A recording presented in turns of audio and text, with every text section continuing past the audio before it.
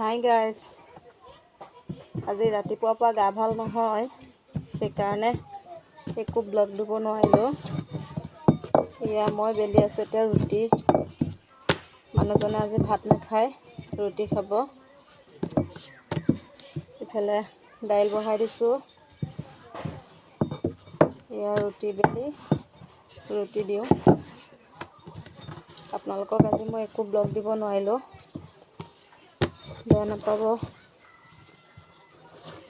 ৰাতিপুৱাৰ পৰা গাটো ভাল নহয়, সেইকাৰণে আজি মই বিচনাৰ পৰা উঠাই নাই। এয়া দেখিছে,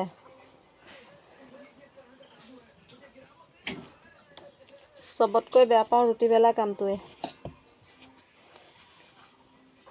চবতকৈ টান কাম হ'ল মোৰ ৰুটি বেলা।